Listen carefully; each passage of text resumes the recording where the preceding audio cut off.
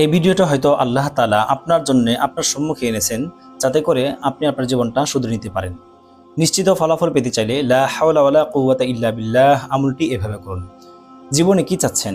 হযরত শেখ সারহিন্দ রাহমাতুল্লাহি আলাইহি উনি ওনার কিতাবে বলেছেন, যদি কোনো ব্যক্তি বিপদগ্রস্ত হয়ে যায়, বিপদ থেকে মুক্তি হওয়ার কোনো রাস্তাঘাট খুঁজে না পায়, যদি কোনো ছেলে মেয়ের বিবাহ শাদী না হয়, যদি কেউ রিলেশন ঠিক করতে চায়, যদি কেউ পছন্দ মোতাবেক ব্যক্তির সঙ্গে বিবাহ শাদী চায়, যদি কেউ ঋণগ্রস্ত হয়ে যায়, যদি কেউ দুশ্মনে আক্রান্ত হয়ে যায়, যদি কেউ মিথ্যা মামলায় ফেঁসে যায়, যদি কেউ বড় ধরনের রোগে আক্রান্ত হয়ে যায়, যদি কারো সন্তানাদি না হয়, যদি কেউ জাদুগ্রস্ত হয়ে যায়, তারা যদি এই আমলটি করে খোদার কসম ওয়াল্লাহি তারা অবশ্যই বিপদমুক্ত হয়ে যাবে।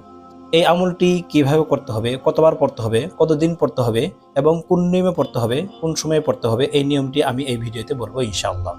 তাই অনুরোধ করছি আমলের নিয়তে ধৈর্য ধরে ভিডিওটির শেষ পর্যন্ত দেখুন। নতুন হয়ে থাকলে চ্যানেলটি সাবস্ক্রাইব করে পাশেই থাকুন যাতে আমল ওয়া দুআর ভিডিও আপনার কাছে পৌঁছে।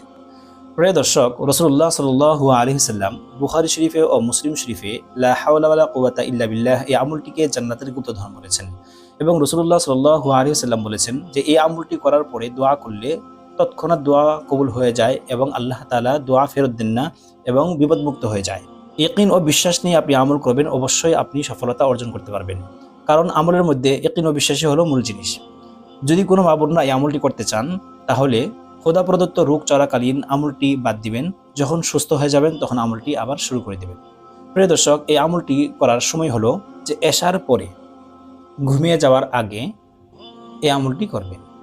আমলটি করার আগে 100 বার আল্লাহুম্মা সাল্লি আলা সাইয়্যিদিনা মুহাম্মদ, আল্লাহুম্মা সাল্লি আলা সাইয়্যিদিনা মুহাম্মদ, আল্লাহুম্মা সাল্লি আলা সাইয়্যিদিনা মুহাম্মদ এই দরুদ শরীফটা 100 বার পাঠ করবেন।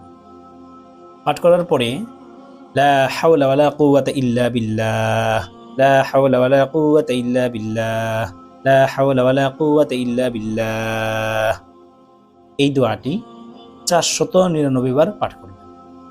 তারপরে একবার, মাত্র একবার লা হাওলা ওয়ালা কুওয়াতা ইল্লা বিল্লাহিল আলিয়্যিল আযীম পাঠ করবেন।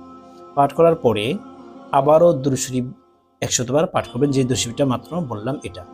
পাঠ করার পরে আল্লাহ তাআলার কাছে আপনি দোয়া করবেন, যে সমস্ত মুসিবতে আপনি আছেন এই সমস্ত মুসিবতগুলো উল্লেখ করে করে আল্লাহ তাআলার কাছে দোয়া করবেন। আমি যখনই মুসিবতে পড়েছি আমি এই আমলটি করে আলহামদুলিল্লাহ আমি বিপদমুক্ত হয়েছি এবং যারা যারা এই আমলটি করছেন তার অনেকেই ফলাফল পেয়েছেন খোদার কসম। তাই আমি ভিডিওটি শেয়ার করলাম। যারা এই আমলটি করতে যাচ্ছেন কমেন্টে লিখে যাবেন, আমি তাদের জন্য দোয়া করে দেব।